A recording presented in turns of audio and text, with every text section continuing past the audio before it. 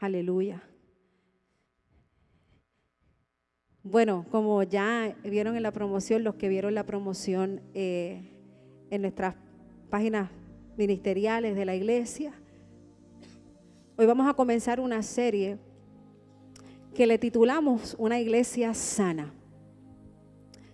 Mire al hermano que está a su lado y dígale: agájate los cinturones, ponte el cinturón. Dile: no te ofendas con la pastora y ora por ella. Dios es bueno porque nos permite predicar desde su palabra, que es la verdad, que es la que transforma, su palabra que tiene vida, que es eficaz y que cuando sale de la boca de Dios produce cambios permanentes en la vida de aquel que no solamente le escucha, sino que ejecuta. Y hoy damos comienzo a esta serie. Ya el Señor había venido hablando a nuestras vidas y hemos visto tanta necesidad de sanidad dentro del cuerpo, que la sanidad comienza por la casa. Y en estos tiempos tan determinantes en los que vivimos hoy, es necesario que entendamos cuál es nuestra posición y que nosotros como iglesia estamos llamados a ser un agente de cambio en una sociedad que está enferma por el pecado. Y como iglesia, nuestro trabajo es reflejar la gloria de aquel que pagó el precio por la iglesia. Reflejar sus acciones, reflejar su palabra. Que cuando caminemos la gente diga: ella se parece a Cristo. Ella es una de ellos. Ella parece iglesia. Ella parece de eso que dice la palabra. El trabajo de nosotros es reflejar a Cristo. Pero ¿qué pasa si la iglesia, en lugar de reflejar la sanidad, refleja los síntomas que refleja la sociedad que está en pecado? ¿Qué pasa cuando nosotros no hay una diferencia entre lo que el mundo predica y lo que nosotros practicamos? Esa es la pregunta que yo me hacía. Porque nosotros tenemos que marcar una diferencia donde quiera que estemos. Y quiero definirle lo que significa el término iglesia. La palabra iglesia proviene del griego eklesia, que significa congregación o asamblea. Se refiere a que la iglesia no es un edificio o una institución, sino una comunidad de creyentes llamados por Dios para formar parte de la familia espiritual y del cuerpo de Cristo. En el Nuevo Testamento encontramos referencias claras sobre la iglesia como el cuerpo de Cristo, donde cada uno de nosotros desempeña un papel vital para que el cuerpo sea visto aquí en la tierra. Porque el hermano que está a su lado es la iglesia que otros verán. Déjame decirlo para acá porque aquí están dormidos.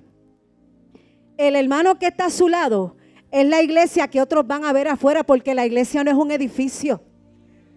Y a veces nos ocupamos más de embellecer un edificio y no cuidar el templo. Y en este tiempo la iglesia tiene que ser iglesia. Mira el que está a su lado y mira a ver si tiene cara de iglesia. Tiene cara de iglesia, ¿verdad? Efesios 1:22 dice: Dios puso todo bajo sus pies y lo nombró como cabeza de todo para bien de la iglesia, la cual es su cuerpo. Cristo, quien llena todo en todo momento, llena a la iglesia con su presencia. La iglesia es un organismo vivo, es un organismo dinámico. No es organización, no es una organización estática. Es el cuerpo de Cristo en el mundo, llamado a reflejar su amor, su gracia y la verdad a través de las acciones y de nuestro testimonio. La Biblia dice que nosotros, usted y yo, somos el templo donde habita ¿quién? Y si la palabra establece en el libro de Efesios que nosotros somos entes que forman parte de un cuerpo, y que dice aquí la palabra que Cristo mismo llena la iglesia con su presencia y nosotros somos el cuerpo donde habita la presencia de Él, es que la iglesia eres tú. Es que Él no llena un edificio, Él llena tu templo. Somos el templo y nos encargamos de que el templo se vea bonito, la iglesia, el edificio. Pero nos olvidamos que lo que hay que cuidar es esta iglesia. Porque esta iglesia es la que sale afuera. Esta iglesia es el testimonio de lo que otro ve. Tú eres la iglesia que a lo mejor el compañero de tu trabajo va a ver. Pero ¿qué pasa si la iglesia que tú cargas no refleja la santidad? ¿Qué pasa si la iglesia que tú y yo cargamos no refleja la sanidad que establece la palabra? Por eso necesitamos una iglesia sana. Porque invitamos a la gente a un edificio, pero es que la iglesia eres tú, la iglesia soy yo. Quien da testimonio no es el edificio, eres tú, soy yo. Por eso necesitamos una iglesia sana. Porque Él no habita en templos hechos por hombre, dice la palabra. Porque es que ya el templo está construido, somos nosotros. Esto se compone de gente lleno de la presencia del Espíritu Santo. Lo que llena el templo es lo que tú cargas. Lo que llena este edificio es lo que tú y yo cargamos. Por eso necesitamos cuidar esta iglesia, cuidar este templo. Porque lo que tú y yo hablamos reflejamos de lo que estamos llenos. Nuestras acciones siempre van a reflejar de lo que yo ocupo mi mente y mi corazón. Por eso la sanidad de la iglesia tiene que ver con la posición del corazón, lo que yo entrono en mis pensamientos y en la condición que está mi espíritu. Ahí es que se refleja la verdadera sanidad de la iglesia. O sea, que el Espíritu Santo no va y viene. Él habita en aquellos que han reconocido al Hijo y que el Hijo los habita en el templo que nosotros mismos preparamos para Él, que preparamos morada santa para que el Espíritu Santo venga a habitar. Usted sabe, ahorita vamos a ir a ese versículo, que cuando Cristo murió fue para hacer santa la iglesia, para purificarnos y santificarnos. Era la única manera de que el Espíritu Santo pudiese habitar en mí. Que su muerte me hubiese justificado y santificado primero. Porque lo santo habita con lo santo. La palabra establece en el libro de Efesios que mis deseos de la carne van contra el Espíritu. Lo santo no se mezcla con lo carnal. Por eso es la decisión de nosotros de caminar en esa santidad. Ya esa santidad se nos fue dada cuando Cristo santificó la iglesia. Tú y yo decidimos si caminamos en esa santidad o si volvemos a revolcarnos de donde salimos. Porque lo santo no puede habitar con lo que no es santo. Lo santo habita con lo que es de su misma especie, lo que no lo rechaza. Cuando hay personas que necesitan un trasplante de algún órgano, primero le hacen unas pruebas para que el cuerpo no rechace el órgano. Si nosotros no somos santificados todos los días, por decisión, por omisión, vamos a ser abortados de lo espiritual. Y yo quiero que prestemos oídos, iglesia, porque hay demasiado ruido y demasiado doctrinas que predican lo que no es la palabra. La Biblia es clara. Dice la palabra en Romanos 8:6 que el ocuparse de la carne es muerte, pero ocuparse del espíritu es vida y paz. La pregunta es, ¿con qué tú estás ocupando el templo? ¿Con la carne o con las cosas del espíritu? ¿Con qué tú estás ocupando el templo donde habita el Espíritu Santo? ¿Con los deseos de la carne o con lo que el espíritu quiere hacer? Usted sabe que lo que contamina es lo que sale. Si lo que contamina es lo que sale, es porque el templo todavía tiene áreas que están en estado de podredumbre. Si lo que sale por nuestra boca no edifica, revisemos en lo que estamos ocupando nuestra mente, nuestro espíritu y nuestro corazón. Porque tú y yo somos espíritu, alma y cuerpo. Y donde están ocupadas esas tres cosas, si están ocupadas en las cosas del Espíritu, lo que va a producir es vida y es paz. Pero si lo ocupamos con las cosas de la carne, el resultado va a ser muerte espiritual. Y dice la Biblia que nuestras acciones revelan de lo que estamos llenos el templo, lo que somos es el resultado en lo que nos hemos ocupado. ¿Cómo vencemos las obras de la carne? Con el Espíritu. El Espíritu es lo que nos vivifica. El Espíritu es lo que nos convence de pecado. Lo que pasa es que si la voz del Espíritu está callada en nosotros, no hay quien nos convenza. Seguimos practicando lo mismo porque no escuchamos la voz que tenemos callada dentro. Y si nosotros somos un organismo activo, un organismo que está vivo, nosotros tenemos que cuidar el templo. Necesitamos ser una iglesia sana.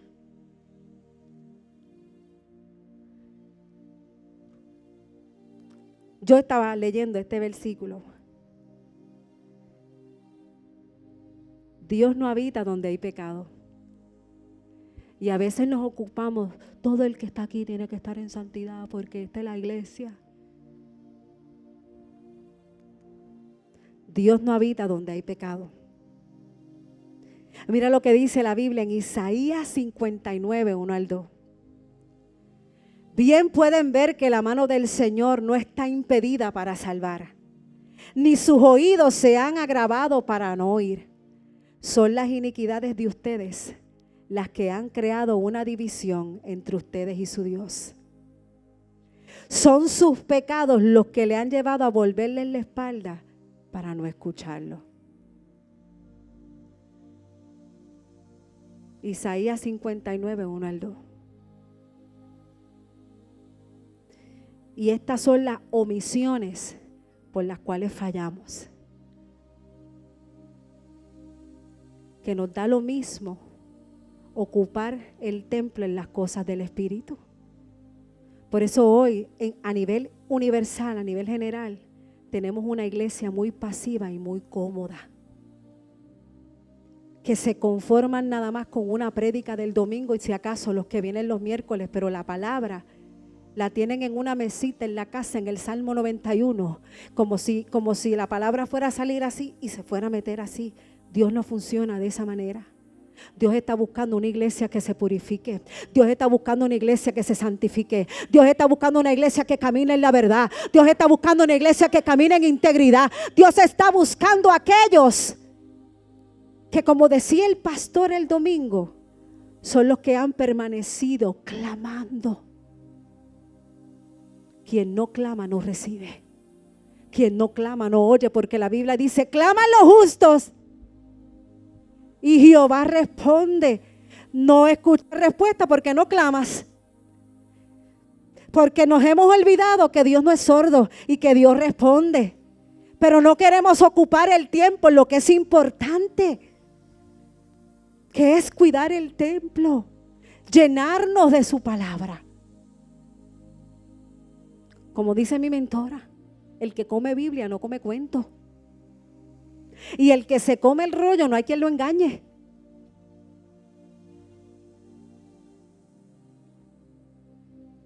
Este versículo a mí me enseñó que Dios es santo y que Él no puede habitar donde hay pecado. La presencia de Dios no puede coexistir con la presencia del pecado, ya que son opuestos.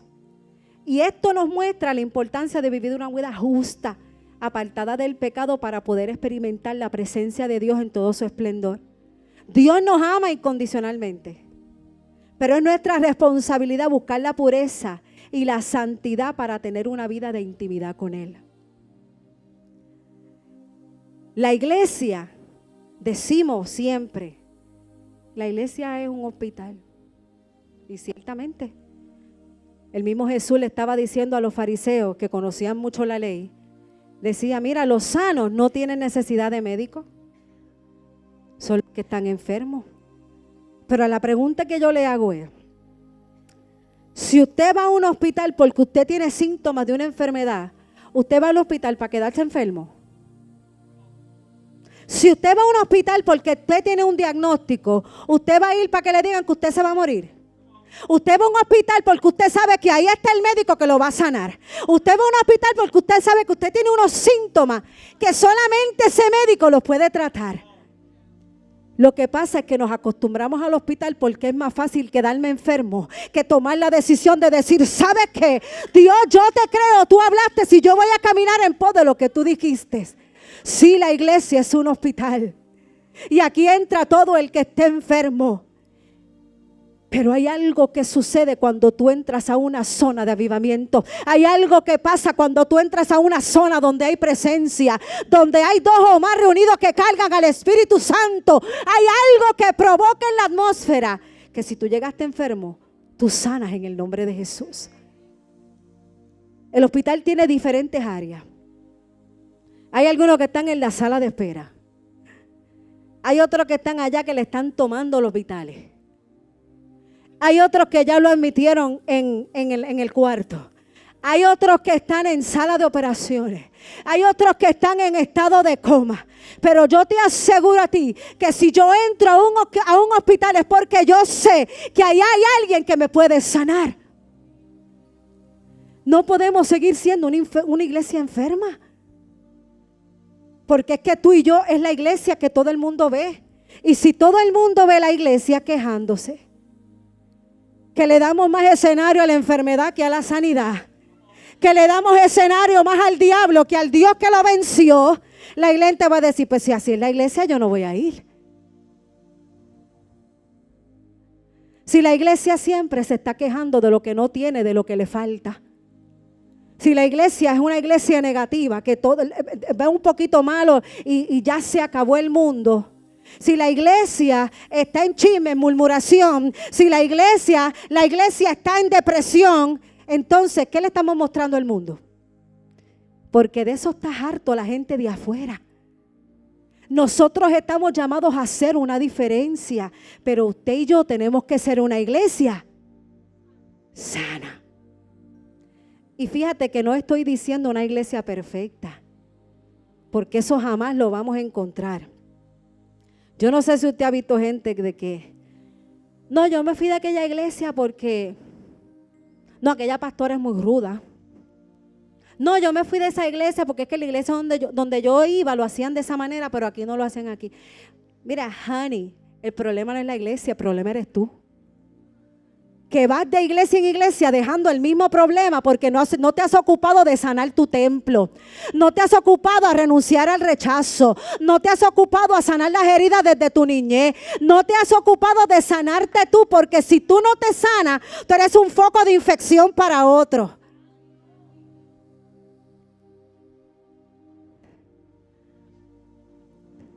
Perdonen las visitas, ¿verdad? Si usted esperaba un mensaje, ¿verdad? De prosperidad. Aquí no se predica prosperidad, aquí se predica Cristo. La prosperidad que predicamos es la del alma. Si prosperamos en el alma, lo demás va a prosperar. Tenemos que dejar ya estar jugando a la iglesia. Tenemos que ser la iglesia.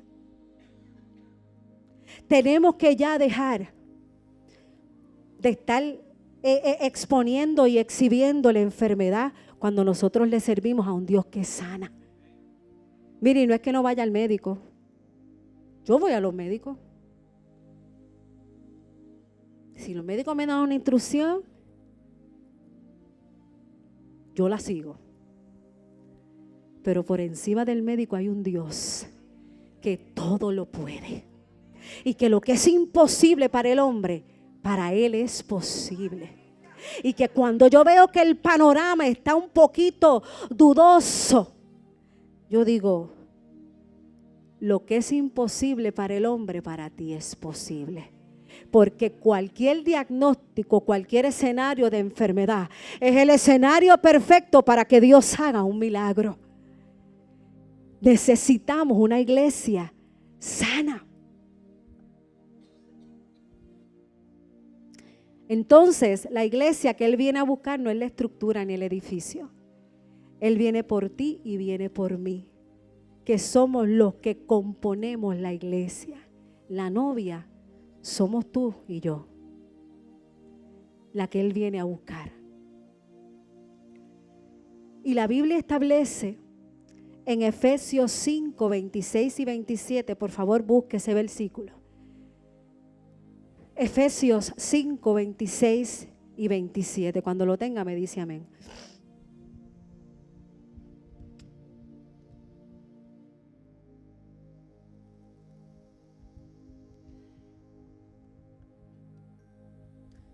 Efesios 5, 26, 27 dice: Cristo murió para hacer que la iglesia fuera declarada santa. ¿Por quién murió? Por la iglesia. Cristo murió para que la iglesia fuera declarada santa, no para que el edificio fuera declarado santo. Cristo murió para hacer que la iglesia fuera declarada santa, purificándola con el lavamiento del agua y un pronunciamiento suyo para presentársela a sí mismo como una novia llena de esplendor y de belleza. Cristo murió para que la iglesia fuera pura, sin mancha, ni arruga, ni nada semejante. Quiere decir que la muerte de Cristo nos declaró santo para todos aquellos que hemos reconocido al Hijo. Para que su Espíritu Santo pueda habitar, Él me tuvo que declarar santa primero, porque es de la única manera que podíamos acercarnos al que es santo. Entonces la santidad es una decisión de permanencia de todos los días. Yo fui declarada santa, yo decido caminar o no en santidad. Porque es que la santidad no es una ropa que tú te pones y te quitas. La santidad es la ropa que cubre el corazón todos los días. Tú y yo decidimos si vivimos en santidad o no. Lo que pasa es que nos han enseñado que santidad es ropa, que santidad es falda, que santidad es maquillaje, que santidad son zarcillos, son pantallas. Mire, eso es lo de afuera. La santidad es una actitud del corazón, porque cuando yo quiero agradar a Dios, yo vivo en santidad, porque yo quiero agradarlo en todo, aún con mis luchas, aún con mis batallas, aún con mis caídas, aún con mis levantadas, yo quiero agradarle a Él. Porque no es que te caigas, no es que no te caigas, es que te quedes ahí. No es que no vengan tiempos difíciles, es que no te quedes en la tormenta. No es que no venga la prueba, es que no te quedes en el desierto. Porque en medio de todo Dios usa la prueba para purificarnos, no para matarnos. Pero como vivimos en una época donde todo es el diablo y el diablo me está persiguiendo, si te está persiguiendo, porque una puerta tú abriste. No, que el diablo se metió en mi casa. No, tú le abriste la puerta. No es que el diablo agajó a mis hijos, es que no estás orando por ellos. Necesitamos ser la iglesia que en lugar de darle crédito al diablo, le demos mérito a la sangre de Cristo. Esa iglesia sana es la que Cristo viene a buscar. Y en este tiempo el Señor anhela que la iglesia camine en esa sanidad, en esa santidad, para que seamos representantes suyos aquí en la tierra. Aquí no dice que Él quiere que seamos perfectos, sino que exhibamos el fruto de la santidad, que exhibamos el fruto de la purificación, que exhibamos el fruto de la sanidad, que exhibamos el fruto de la libertad, que exhibamos el fruto de la paz, del gozo, de la confianza, de la fe, de la humildad, del sometimiento. Todo es cuestión de fruto. Dice la Biblia que por los frutos, ¿qué? No es por las lenguas que hable, ni por el título que cargue, ni por cuántos años lleve seniority en el evangelio. Es por el fruto. Es por el fruto. Una iglesia sana. Y vamos a ir desmenuzando este versículo de Efesios que habla de la mancha sin arruga. ¿Y qué significa sin mancha? que como iglesia la pureza debe ser nuestra prioridad. Las manchas en el contexto bíblico representan la contaminación, la impureza, el pecado, la corrupción. Si vamos al Antiguo Testamento, en el libro de Levítico, cuando habla de las ofrendas a los animales, no podían ofrecer cualquier animal. Tenía que ser un animal que no tuviera defectos. Y eso mismo lo aplicamos a la vida espiritual de la iglesia. Porque a Dios no se le ofrece cualquier cosa. Porque cuando yo estoy rota, cuando yo tengo una mancha de pecado, yo sé a dónde yo voy. Y le digo, Señor, aquí estoy. Fallé, pequé contra ti, yo te pido perdón. No es que no pidas perdón, es que te apartes. Porque entonces si sigues pecando en lo mismo, no te arrepentiste. Te dio remordimiento porque te cogieron en la jugada. Pero cuando hay arrepentimiento de verdad, tú te apartas y tú no vuelves a practicar. Porque aunque el Espíritu Santo nos habita, el pecado nos aparta de Dios. Y Dios quiere una iglesia que la pureza sea su prioridad. ¿Por qué llevamos 10 años batallando con lo mismo?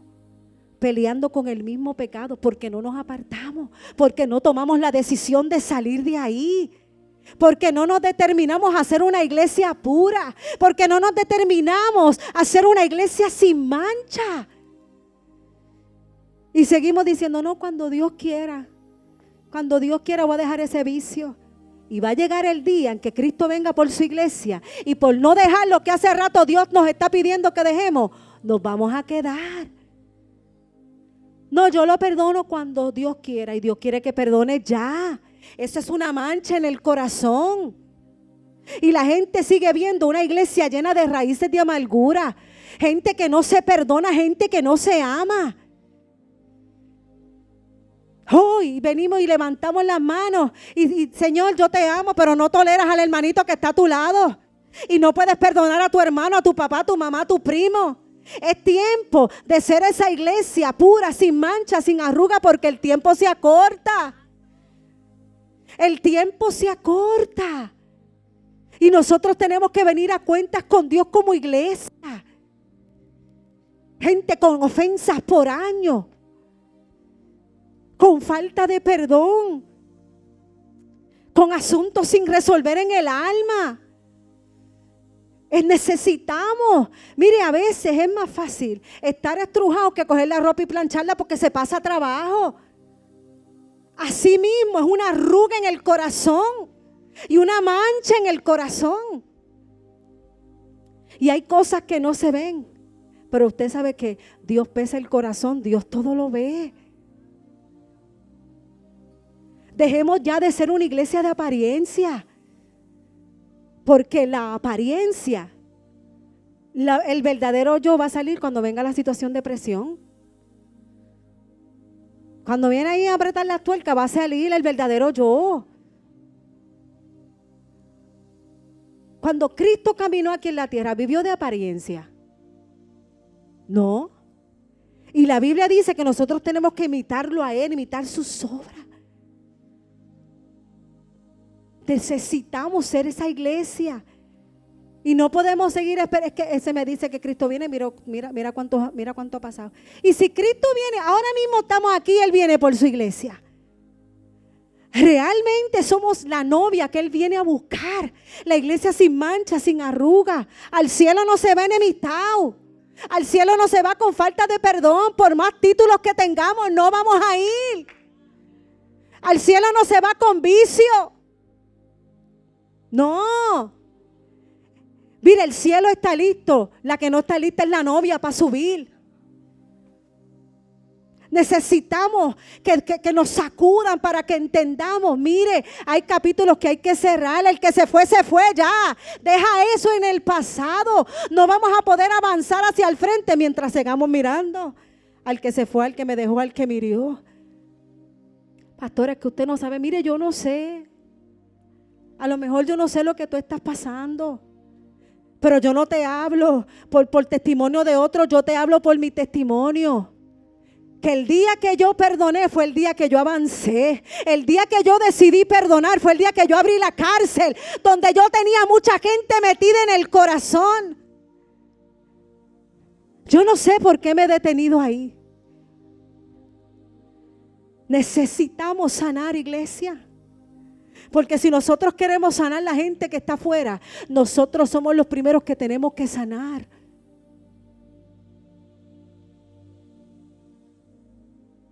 Aleluya.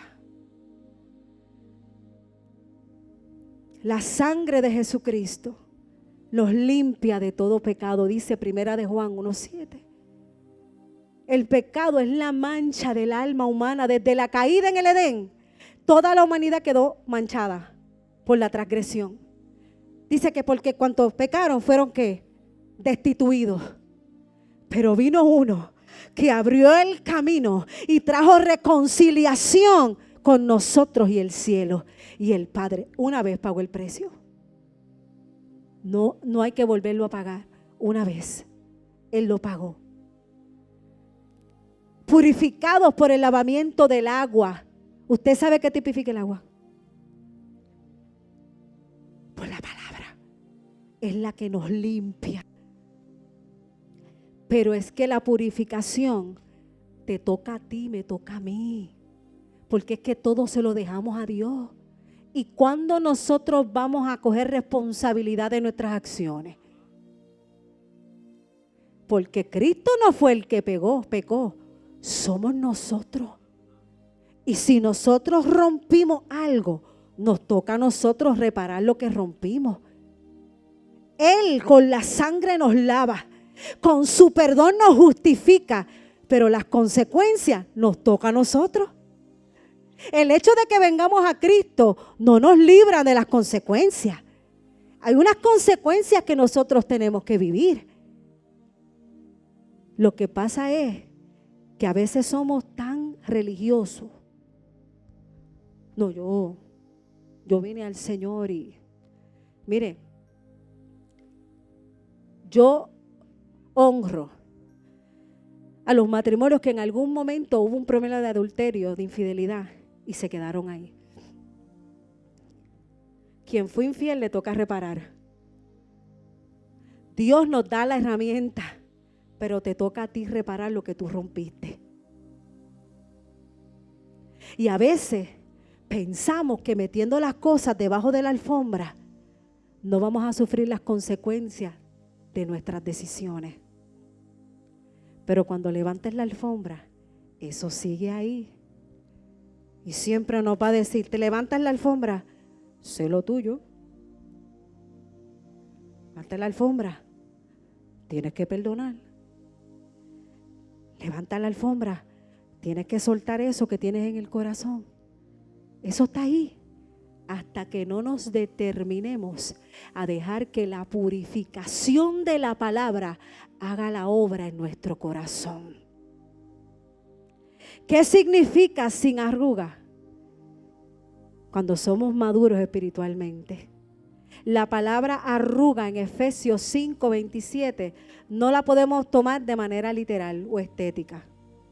Pablo emplea un lenguaje simbólico para referirse a las imperfecciones morales y espirituales y a esas cosas del carácter que nos siguen desfigurando. Usted sabe que cuando usted agarra un papel y usted lo estruja, ese papel queda desfigurado.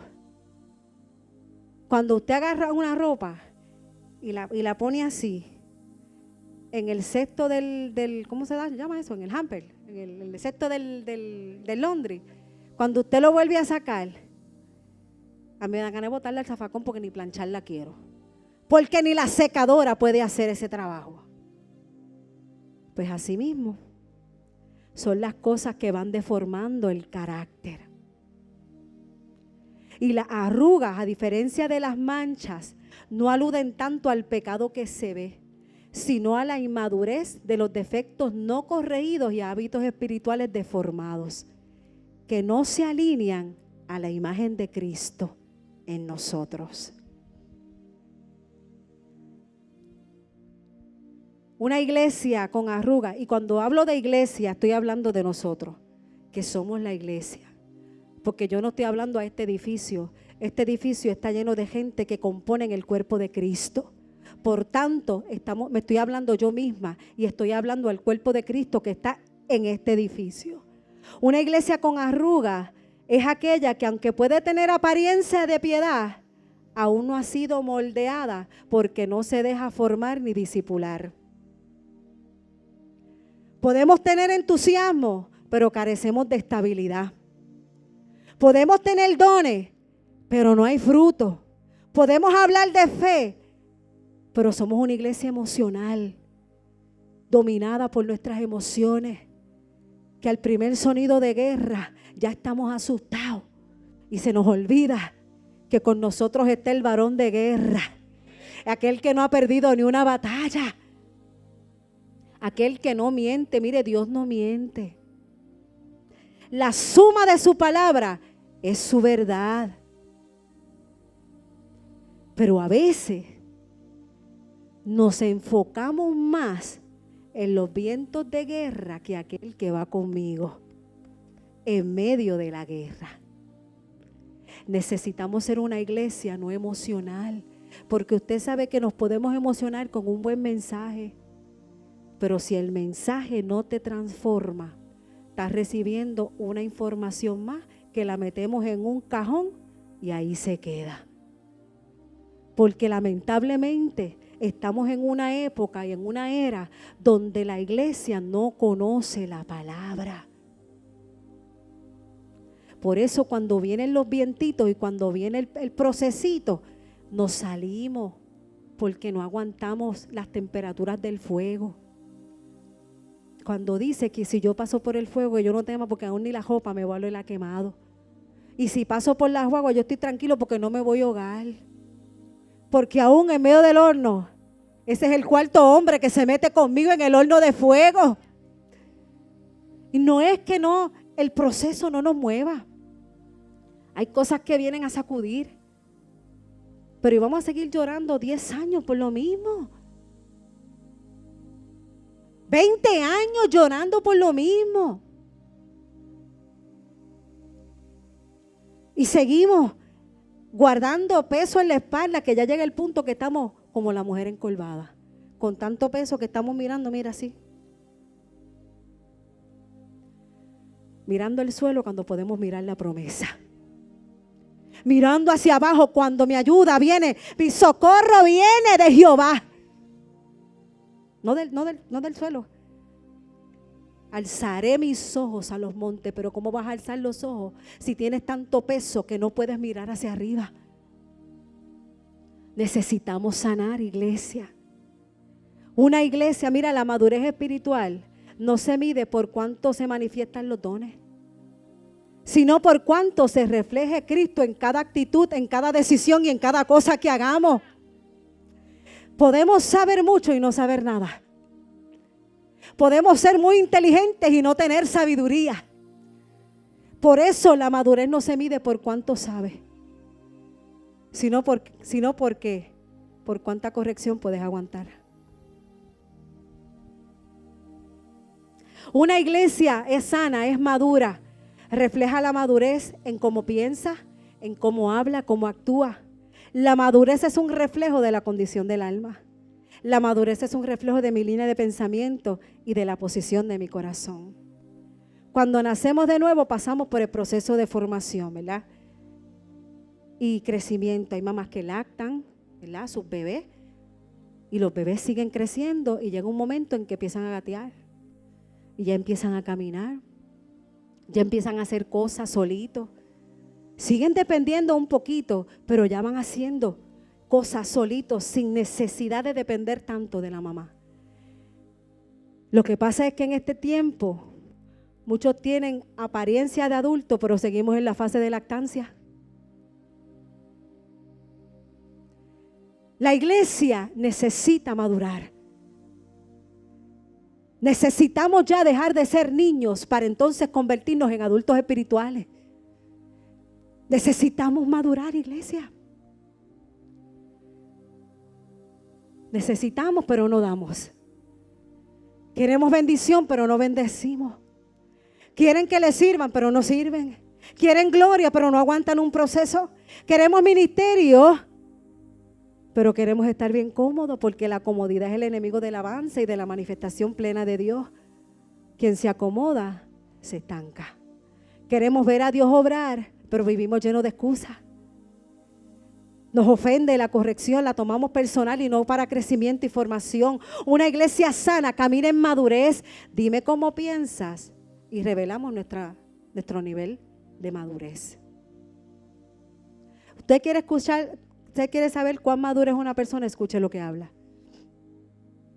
Usted quiere saber qué es lo que hay en el corazón de alguien, escuche lo que habla. Usted quiere saber quién está entronado en el corazón de alguien, escuche lo que habla.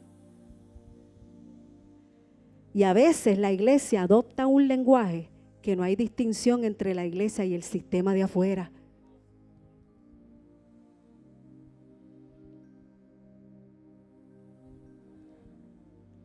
Necesitamos sanidad, necesitamos caminar en madurez. Y más en estos tiempos, que la cosa y yo quisiera decirle que todo va a mejorar. Pero eso no es lo que dice la Biblia. Es más, le voy a decir algo. Las cosas se van a poner peor, no es que sea fatalista. Yo sé en quién yo he confiado. Por eso la iglesia tiene que permanecer firme hoy.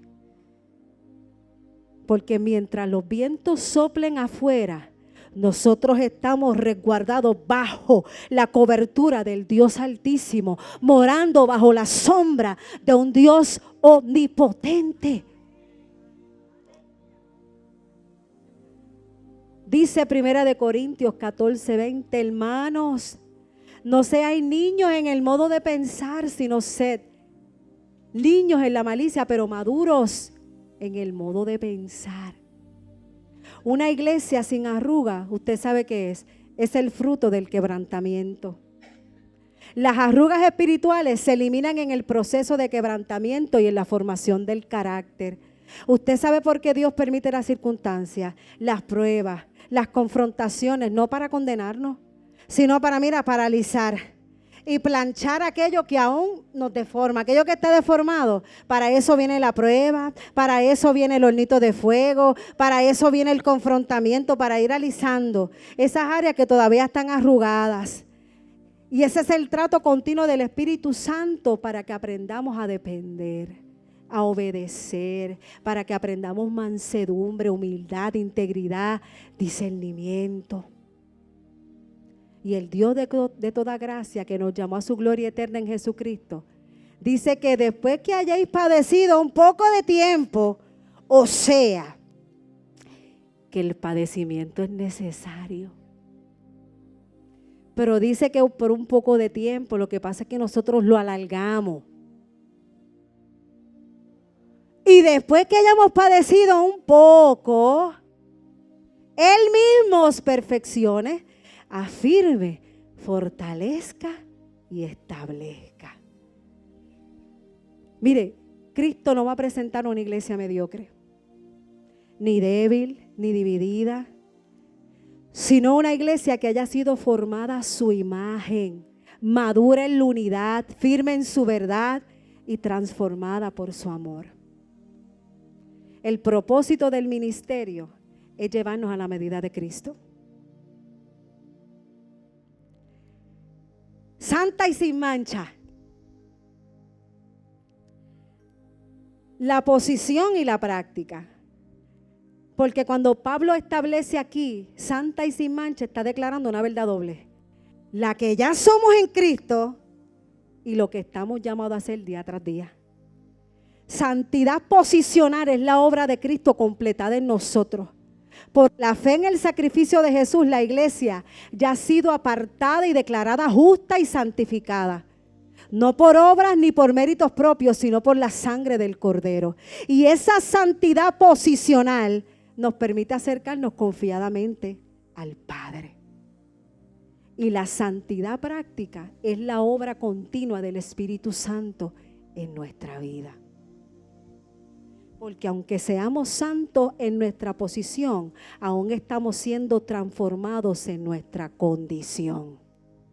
Lo voy a volver a repetir. Aunque seamos santos en nuestra posición, aún estamos siendo transformados en nuestra condición. La santidad práctica es un proceso diario donde el Espíritu Santo nos moldea, nos corrige y nos forma en la imagen de Cristo. Por eso la Biblia dice que nosotros tenemos que ser santos. Porque el Dios que nosotros servimos es santo, porque sin santidad nadie lo verá a Él. Si la iglesia no se santifica, no vamos a ver a Dios. Sin santidad nadie verá al Señor. Y una iglesia verdaderamente santa no es la que aparenta perfección, sino la que vive en constante arrepentimiento. A la novia se le exige santidad, porque solo la novia santa y pura y sin mancha es la que Él viene a buscar. El proceso de santidad no es un día para otro y ya vamos a ser totalmente santos. Pero requiere que nos determinemos y requiere que decidamos por Cristo. Requiere que decidamos agradarle a Él. Requiere que abandonemos nuestros malos caminos. Requiere que nos despojemos de nuestra vieja vana manera de vivir. Requiere que adoptemos una naturaleza santa para que esas cosas que todavía nos deforman podamos decir, ¿sabes qué? No vivo yo, mas vivo Cristo en mí. Las cosas viejas pasaron y ahora son todas nuevas. Hoy la vida que vivo, la vivo en Él y para Él. Es cuestión de decisión, iglesia. Esa sanidad para que otros puedan ver una iglesia sana en mí, una iglesia santa. Aleluya. Muchos podemos interpretar que la santidad es algo que no se puede alcanzar. Esto es una decisión de todos los días, porque todos aquí fallamos, todos los días. Todos los días tenemos cosas por las cuales tenemos que arrepentirnos. Y si Dios ama es un corazón contrito y humillado que se arrepiente genuinamente para alcanzar esa misericordia de Él. La santificación es progresiva. Es un llamado constante al altar. Usted sabe que el altar es un lugar de sacrificio, un lugar de entrega, un lugar de muerte. En el altar matamos el yo. En el altar matamos el ego. En el altar matamos nuestros propios deseos. En el altar morimos para que Cristo resucite en nosotros. Es necesario una vida constante de altar y de sacrificio, de muerte, para que esa muerte provoque que la vida de Cristo resucite en nosotros. No podemos resucitar si todavía el ego nos gobierna. No podemos resucitar en Él si todavía tenemos altivez y orgullo en el corazón. Si todavía tenemos cosas ocultas en nosotros. Necesitamos ser una iglesia sana. Y hay cosas que no decimos, pero las manifestamos. Hay cosas que pensamos que nadie las ve, pero nuestra conducta las revela. Y aquí no vuelvo y digo, no estamos buscando perfección. Estamos buscando una iglesia que vive en arrepentimiento, que viva para Él, que lo busque a Él, que le entregue todo a Él. Ya está bueno de darle a Él las cosas a medias. Él lo quiere todo.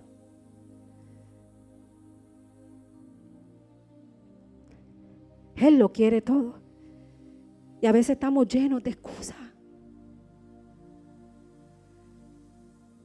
Escuchaba una prédica ayer que decía, si cuando nosotros nos levantamos, lo primero que hacemos es agarrar el teléfono y no decidimos humillarnos y buscar a Dios, Dios no es el primer lugar en nuestra vida. Y cualquier cosa se convierte en primero que Dios. Y yo entiendo que la familia merece un lugar importante en nuestra vida. Y para muchos decimos, la familia es el primer ministerio. Si nosotros tratamos la familia como a veces tratamos el ministerio, estamos mal. Para algunos, la familia es una institución. Si para algunos La familia es el primer ministerio, pero abandonamos lo que Dios nos mandó a hacer. Ese es el mismo trato que tú le das a la familia, porque si la familia es el primer ministerio y tú tratas la familia como tratas lo que Dios te dio,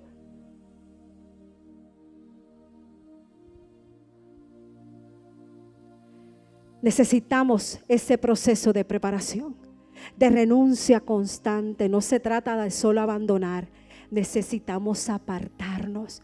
Dios está buscando una iglesia que no tema perder popularidad con tal de ganar aprobación divina. Ahorita hablaba con unos hijos y les decía, a mí no me importa ser aplaudida en la tierra si el cielo a mí no me reconoce. Si cuando Cristo venga y el novio, como pasó con las 5 vírgenes, con las vírgenes insensatas, que se le cerró la puerta y el novio no las conocía.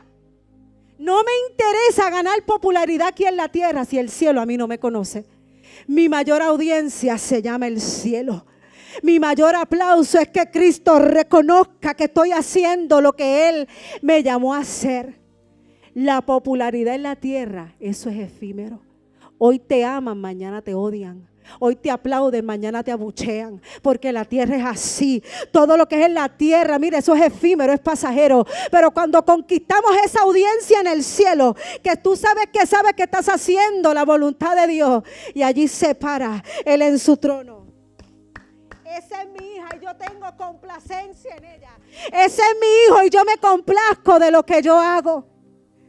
Y a veces nos cuesta tanto y nos gusta tanto quedar bien con todo. Y le decía a mis hijos, a veces queremos quedar bien con todo, pero llega un momento que desagradamos a Dios.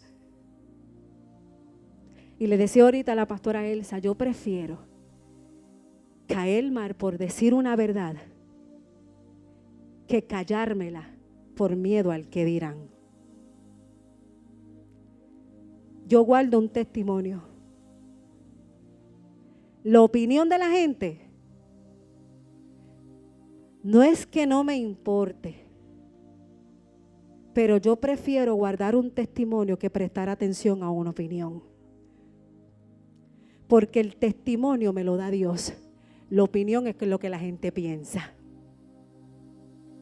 Y necesitamos ser una iglesia que aunque perdamos popularidad porque hablamos y predicamos la palabra, que ir a un lugar donde se me aplauda el pecado para no perder gente.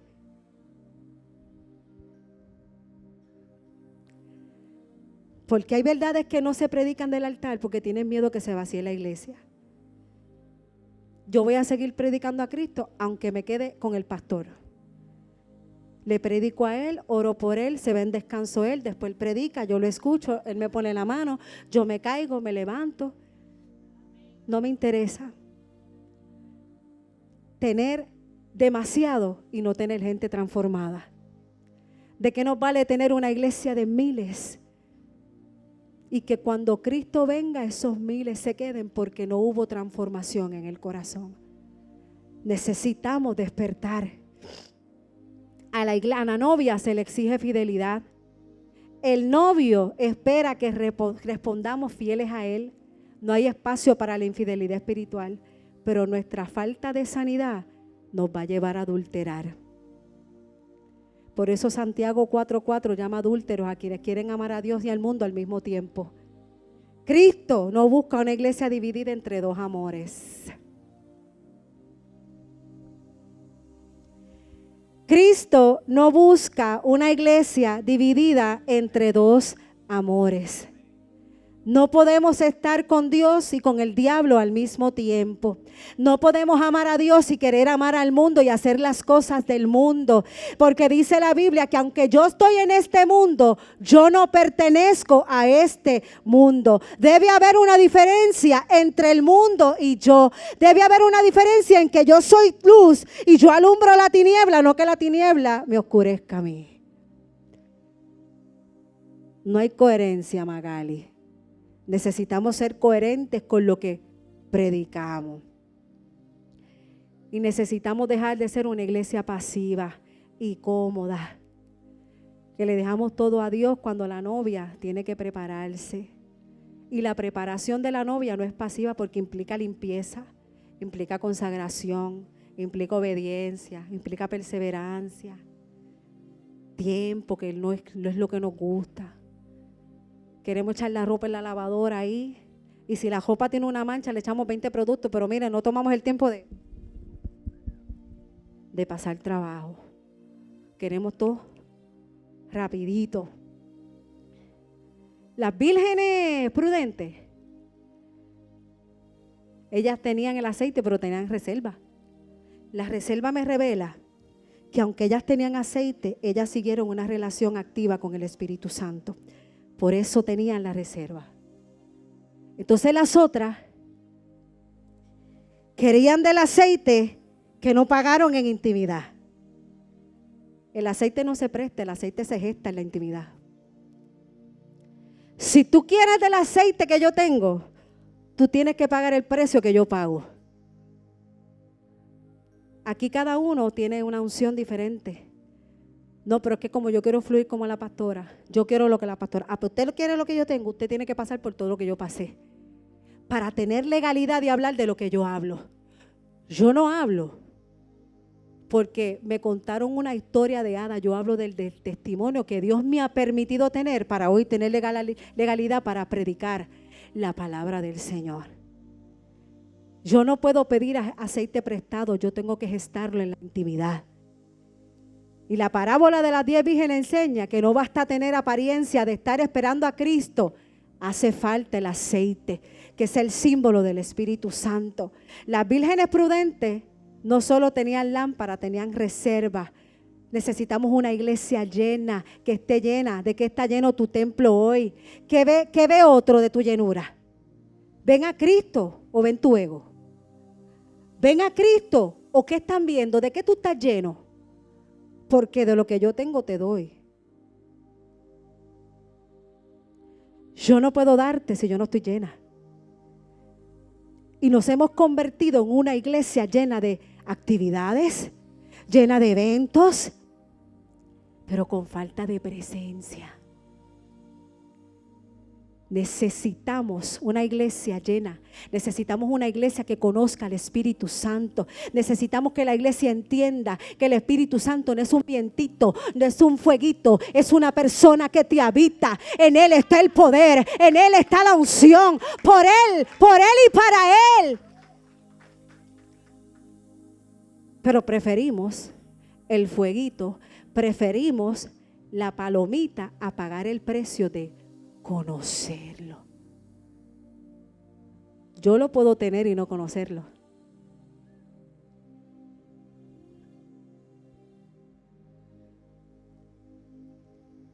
Yo puedo sentarme al lado de mi Mari y no conocerla. Si yo no me tomo el tiempo de hablar, de intimar, no la voy a conocer. Y la iglesia carece de poder porque no conoce al poder. No vemos los milagros, la gente sanarse, porque no conocemos, tampoco tenemos la fe para creer que Dios hoy puede levantar un paralítico, que Dios hoy puede sanar a alguien del cáncer, que hoy todavía Dios puede resucitar muertos. Necesitamos una iglesia que refleje el poder de Dios en ella. Necesitamos ser esa novia. Si somos la novia, ¿cómo vamos en la preparación de ese traje que no debe tener mancha ni arruga? Porque el vestido nupcial no se fabrica con obras, se cose y se teje en la intimidad. Déjame repetirlo para acá, que esta gente está más despierta. El traje nupcial no se cose con las obritas que hace. Se teje en la intimidad que tienes. Ahí es que se gesta ese traje nupcial. El vestido de la novia no es carnal, es espiritual. No es atractivo para el mundo, pero sí es agradable para el novio. Es pureza, es fe, es obediencia, es verdad, es fuego del cielo. Y estoy terminando ya. Cristo no va a volver por cualquier iglesia. ni por cualquiera que se llame iglesia. Él va a venir por la que se ha preparado. Él va a venir por la que ha guardado su aceite, la que ha vencido el pecado y la que ha preservado en el amor. Nos muestra que solo las vírgenes prudentes entraron a las bodas y las otras se quedaron afuera. Eran 10 expuestas a lo mismo, pero solo 5 decidieron permanecer con la lámpara llena. Y a veces creemos que con el mismo aceite que llevamos 1 año, 6, 7 meses, mire, va a llegar un momento, a los que saben de mecánica aquí, si usted no le cambia el aceite al carro, ¿qué pasa? ¿Se qué? ¿Y qué es que se biela? ¿Qué es eso? Pierde su efectividad y su función, ¿verdad? Lo mismo pasa con nosotros. Si nuestra lámpara no tiene aceite, ¿sabes cuál va a ser nuestra función? Decorar, pero no vamos a alumbrar. Si la lámpara no tiene aceite, pierde su función y su efectividad. Y aquellas eran 10 y a 5 le cerraron la puerta. Y a veces pensamos que porque tenemos apariencia de virgen prudente, vamos a tener consecuencias de insensata.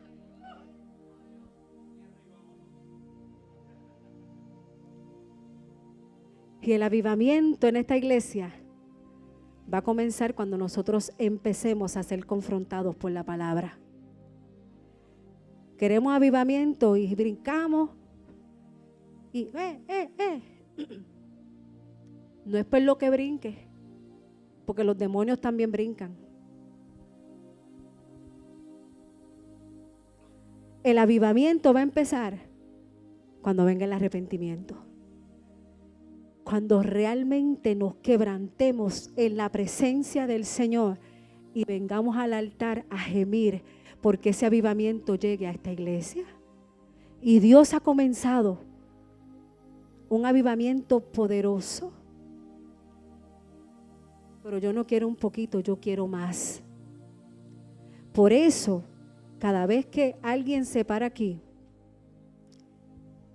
yo tomo la palabra para acelerarme. Señor, eso es para mí, yo me voy a acelerar. Yo quiero que tú me cambies, yo no quiero ser igual que ayer. Es más, yo me bajo de aquí y yo no quiero ser igual que hoy. Yo quiero que todos los días la palabra de Dios me transforme, yo me quiero purificar. Todos los días yo quiero decidir caminar en santidad, caminar en integridad, buscar su presencia, buscar la activación y la llenura de lo que Él reservó para mí, de ese nuevo aceite, de esa gloria. Pero si el odre no es cambiado, se pierde el vino y se pierde el odre. Necesitamos despertar, iglesia, ponte de pie.